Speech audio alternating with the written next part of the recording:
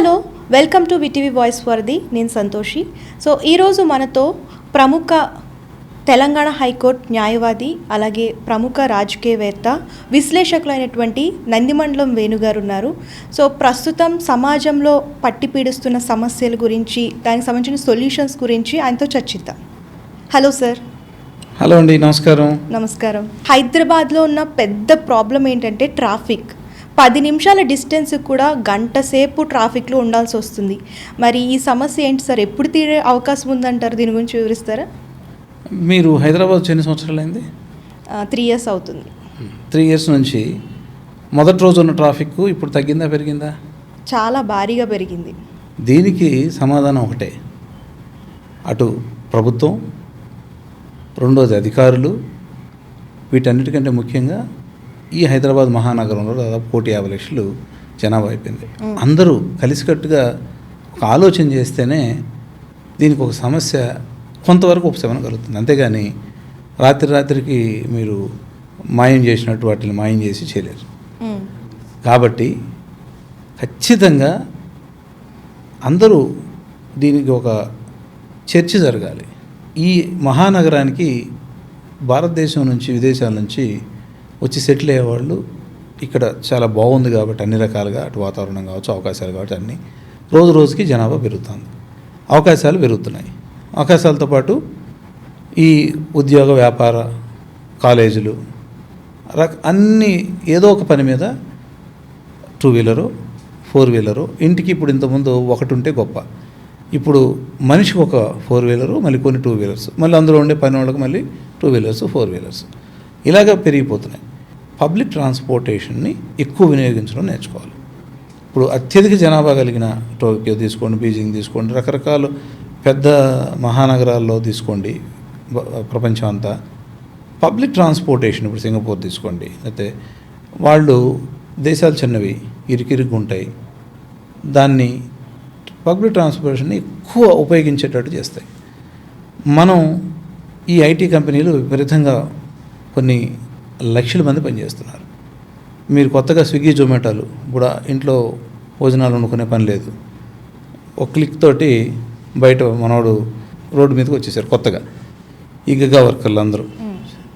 అంటే వీళ్ళు ముఖ్యంగా మీరు తెలుసుకోవాల్సింది ఫస్ట్ ట్రాఫిక్ రూల్స్ పాటించడం. అధికారులు ఎంతమందిని పనిచేస్తారు? ఆఫీసర్స్ ఉన్న ట్రాఫిక్ పోలీసులు కావచ్చు, వీళ్ళు వాళ్ళతో ఇంతమందిని కంట్రోల్ చేసే పరిస్థితి ఉండదు. మనమే సంయమనం పాటించడం ఒకటి, రూల్స్ అతిక్రమించకుండా. రెండోది ప్రభుత్వం కూడా ఆలోచించాలి. ఇప్పుడు ఒక పెద్ద మైక్రోసాఫ్ట్ కంపెనీ ఉంది, ఇన్ఫోసిస్ ఉంది, లేదంటే ఒక పెద్ద క్యాంపస్ ఉంది, వాటి నుంచి బస్సులు ఆల్రెడీ ఉన్నాయి, ఇంకా పెంచాలి. ఏసీ బస్సులు కనీసం ఒక్కొక్క ఆఫీసు రూల్ లాగా చేసి, లేదా మన గవర్నమెంటే కొన్ని బస్సుల్ని పెట్టి నియరెస్ట్ ఎంఎంటీఎస్లకి, లేదంటే మీకు ఇవి చూశారు కదా, మెట్రో చూశారు కదా, ఆ మెట్రో కనెక్షన్ ఇప్పుడు మాదాపూర్, రాయదుర్గు ఉంది. చూద్దాం అసలు ఈ ట్రాఫిక్ విపరీతంగా ఈ హైటెక్ సిటీ, మీరు గచ్చిబౌలి ఫైనాన్షియల్ డిస్ట్రిక్ట్ అయితే నరకం అనిపిస్తున్నారు. ఎక్కుదామని మొన్న ఎక్కాను నేను, ఎక్కి ఇక్కడ యూసఫ్గూడ దాకా విపరీతంగా కొన్ని వందల మంది, వేల మంది తోసుకుంటూ ఎక్కుతున్నారు. ఆ టైంలో మెట్రో 5 నిమిషాలకు ఒకటి బదులు 2 నిమిషాలకు ఒకటి వేయచ్చు, పెంచవచ్చు, ఇంకొక కోచ్ని పెంచవచ్చు. చిత్తశుద్ధి ఉన్న అధికారులు కూర్చొని ఆలోచించి దాని చర్యలు ఇమీడియట్గా తీసుకోవాలి. దాన్ని మళ్ళీ కాగితాలు రాసి సంతకాలు పెట్టి ఒక 50 మంది సర్క్యులేట్ చేసి ఇంకో సంవత్సరం తర్వాత ఇలా కాకుండా ఇన్స్టెంట్గా నిర్ణయాలు తీసుకోగలగాలి. తీసుకొని సమస్య ఈవినింగ్ 6 నుంచి 9 దాకా క్రౌడ్ ఉంటుంది, ఆ టైంలో ట్రిప్స్ పెంచాలి. అట్ ద సేమ్ టైం ఒక పెద్ద గేటెడ్ కమ్యూనిటీలు వస్తున్నాయి, వేల అపార్ట్మెంట్లు. ఇప్పుడు మేము ఉన్న అపార్ట్మెంట్లో కొన్ని 1600, 3000 అట్లా అపార్ట్మెంట్లు ఉన్నాయి. వాటి నుంచి ప్రతి అరగంటకు 15 నిమిషాలకు ఒక బస్సు కానీ మెట్రో దాకా వెళ్ళగలిగితే అక్కడ ఉండే వాళ్ళందరూ కార్లు ఉపయోగించారు, మెట్రో ఎక్కుతారు, వాళ్ళ పనులు చూసుకుంటారు. మళ్ళీ అక్కడ నుంచి మెయిన్ రోడ్లలో మెట్రో దగ్గర ఆ కింద బస్సులు ఉంటాయి, ఎక్కుతారు, పోతారు, మళ్ళీ పని చూసుకొని రిటర్న్ వస్తారు. మెట్రో దాకా రావడానికి మళ్ళీ క్యాబ్ బుక్ చేయాలి, మళ్ళీ ర్యాపిడో బుక్ చేయాలి. అదేదో ఒక బస్సు 30 మంది 25 మంది పడితే 25 కార్లు బయట రోడ్లో వస్తాయి.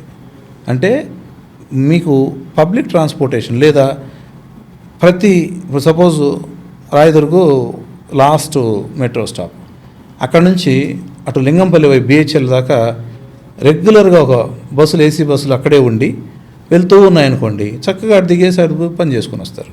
ఒక మైక్రోసాఫ్ట్ ఆఫీస్ ముందు ఆఫీసు లోపల బస్సులు రెడీగా ఉన్నాయనుకోండి, అది ఎక్కుతారు, మెట్రో కాడికి వచ్చేస్తారు.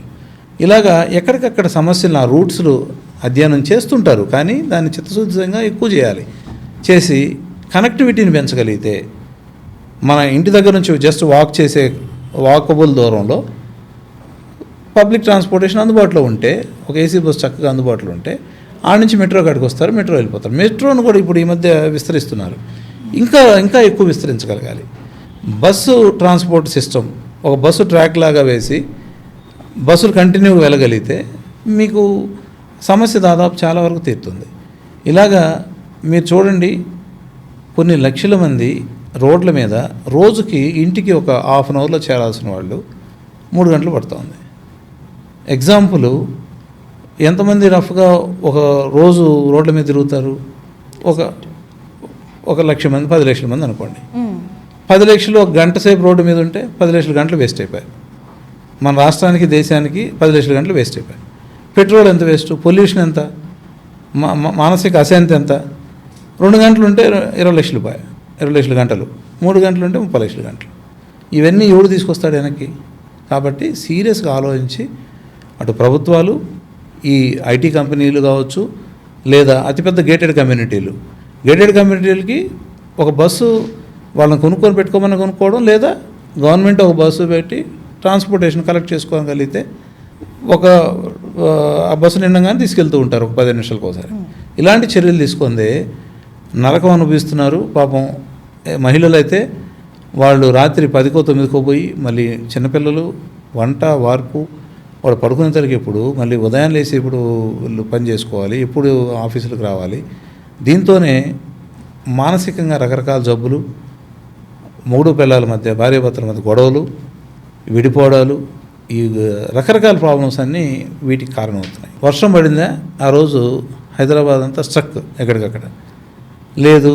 ఏదైనా మొన్న పెట్రోల్ సమస్య, బారులు తీరినాయా, పెట్రోల్ కోసం ఆగిపోయాయి. అందుకని ఇప్పుడే మేలుకుంటే ఎంతో మంచిది. బెంగళూరు చూసి భయపడి అందరూ హైదరాబాద్కు వచ్చారు. అటు బాంబే ట్రాఫిక్, బెంగళూరు ట్రాఫిక్, విపరీతమైన ట్రాఫిక్, ఆ మహానగరాలన్నీ పాడైపోయినాయి. మనం కూడా దానికి అంచులు దాకా వెళ్తున్నాం.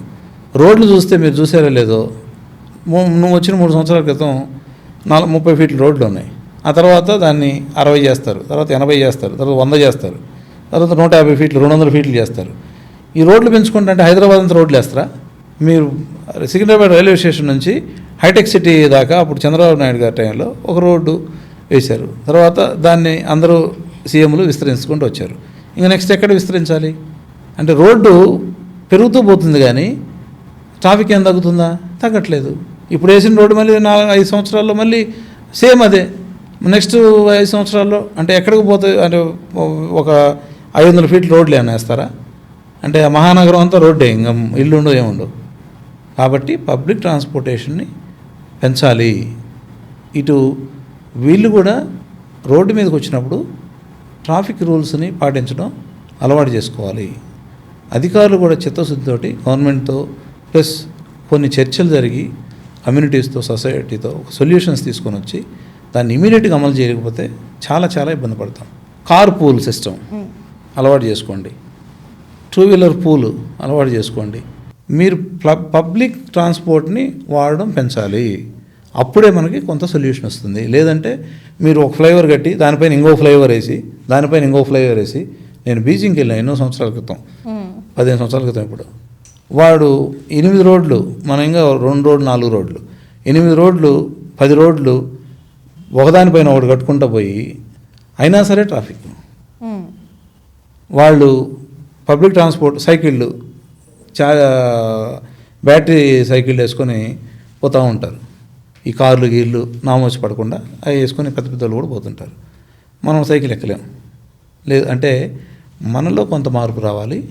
అధికారులు కూడా చిత్తశుద్ధితో, గవర్నమెంట్ చిత్తశుద్ధితో అందరూ కలిసి ఈ కమ్యూనిటీస్ నుంచి సలహాలు వచ్చి ఇంప్లిమెంట్ చేస్తే తప్ప అందరూ సమయం చక్కగా ఇంట్లో ఫ్యామిలీతో గడపచ్చు, ఆ సమయాన్ని నిద్రపోవచ్చు, ఏదో వాళ్ళు యోగా ఎక్సర్సైజ్ చేసుకోవచ్చు.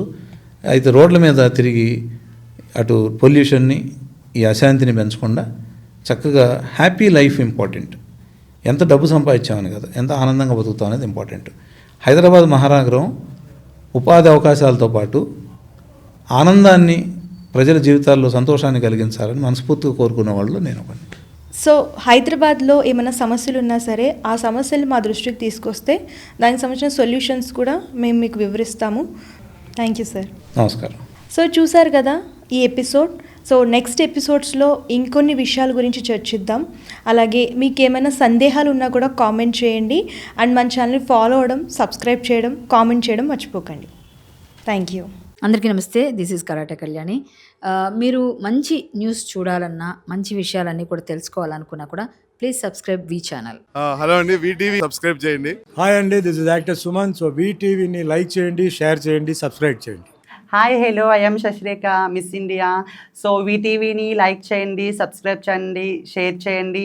ఏమైనా డౌట్స్ ఉంటే కామెంట్ బాక్స్లో కామెంట్ చేయండి. Thanks for VTV.